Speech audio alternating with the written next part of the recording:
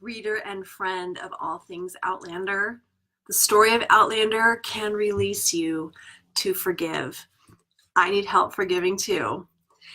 I'm Jenny from JennyWellsReads.com, and I believe discovering a good story helps us live a good story. And you know, the episode that I had chosen even before this week was episode 8 from season 3, First Wife. And those of you who watch the series know there is a lot of forgiveness that has to happen in First Wife. And this is a very tumultuous and exciting time for Outlander fans because it is season 4 premiere weekend. Some of you, like myself, will be watching it 9 p.m. Western time tonight. But here's the thing. So that's happening this week. It's also election week in the United States. And things are happening online like crazy right now. There is so much energy around what's happening with the season premiere this weekend. And so I want to talk about that because, believe it or not, in this exciting and tumultuous time, sometimes we have to forgive each other in the Outlander community. So let's talk about that. So many of us in the Outlander community exclaim, Outlander has changed my life. And I am right there with you. But what does that mean? So just to clarify, my work as a bookstore owner, a speaker, and a teacher is about helping you get specific with the stories that you love. How have you been changed? Why do these characters and stories mean so much to us? So last week I shared about how Outlander helps release us to fight, even for a lost cause. And I focused on Preston Pan's the Preston Pans episode for that discussion. So please feel free to find that at JennyWellsReads.com. But this week, let's talk about how Outlander can release us to forgive. And before I dive into that, just to mention that whenever I'm speaking or teaching, I like to remind you that these stories are your stories. You heal through these stories.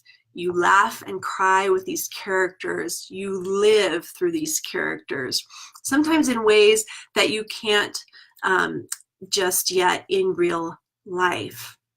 So the way that you interpret these stories are really your own. So as I talk about the episode and the part in the story and the books and my own interpretation of that, you take it or leave it.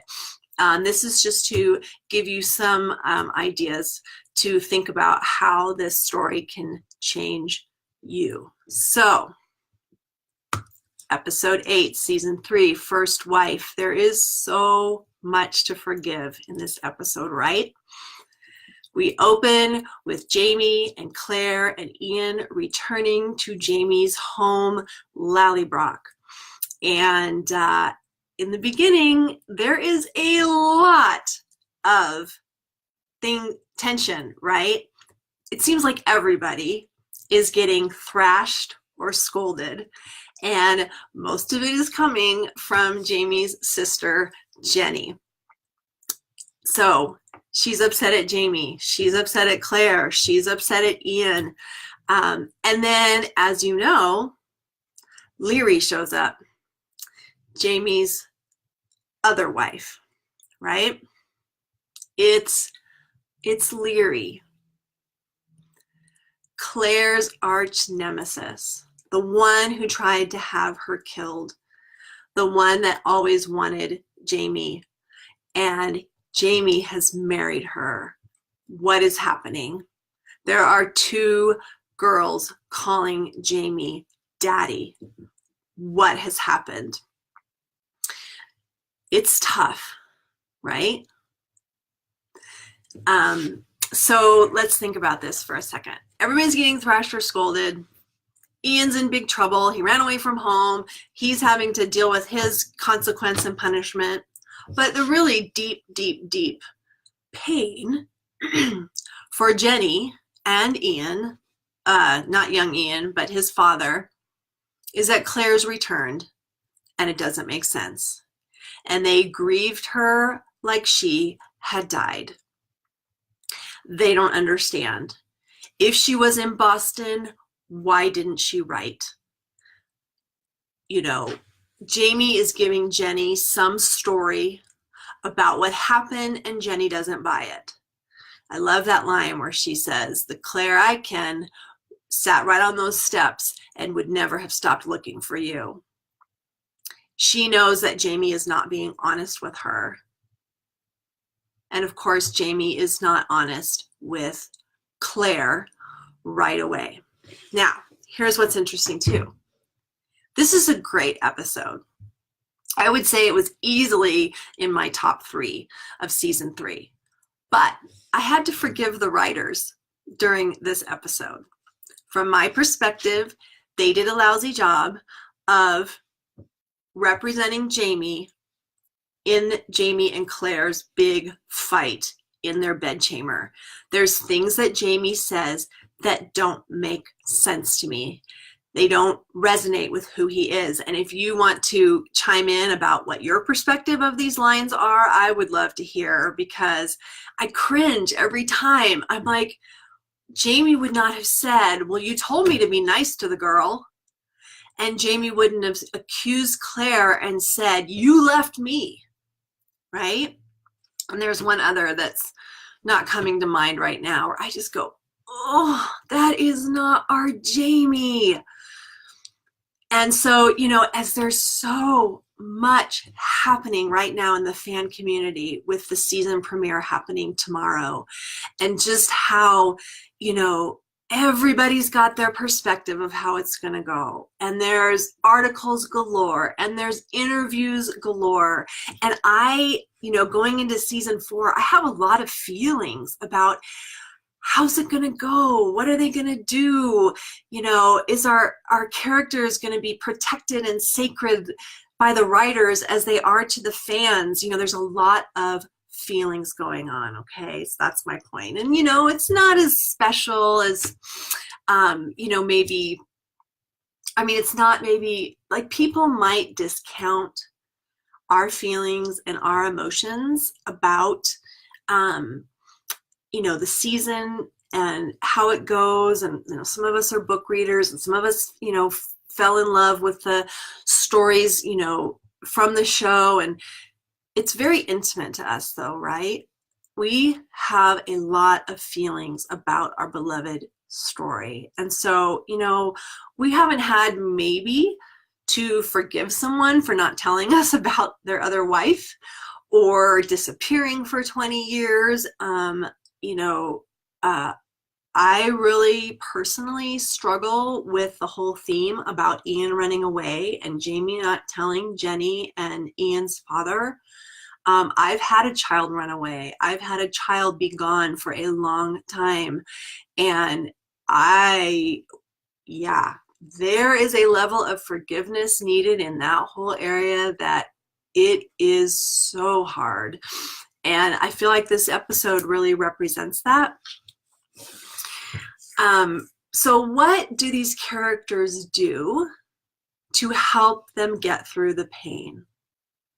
So what I see is that they have to have intimate conversations with one another. And psychologists say, and people who study social behavior, that the most intimate level that two people can experience together is to talk about their relationship with each other. And that can be really easy to do when there's a lot of love flowing, but it's not so easy to do when there's been conflict and there's pain. And for two people to come together and actually talk about that pain and talk about the betrayal and talk about how they're actually feeling in that conversation is really one of the most intimate things we can do in our lives. And that's what happens in this episode. And it happens very profoundly with Jenny and Claire sitting on the steps. They have to talk about their pain and about their love for one another, their feelings of betrayal, you know, Jenny's especially. And so, you know, there's so much else I would want to say, but today I just want to ask us to consider, how do we need to be released to forgive? And maybe it will take that vulnerable and intimate conversation.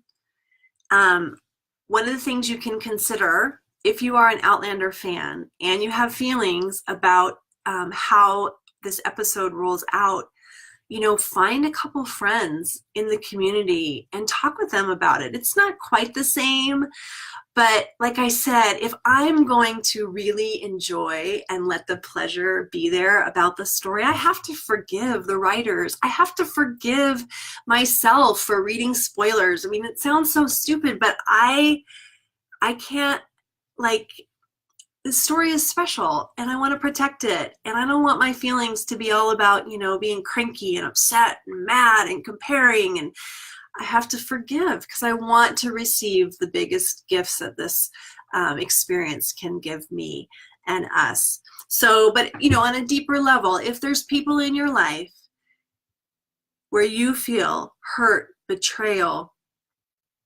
pain, and you need to forgive them, if it's possible, can you be open to that intimate conversation? Even though it's scary, even though it's risky, can you talk one-on-one with someone about that conflict? So these are the kind of themes that I explore in my work.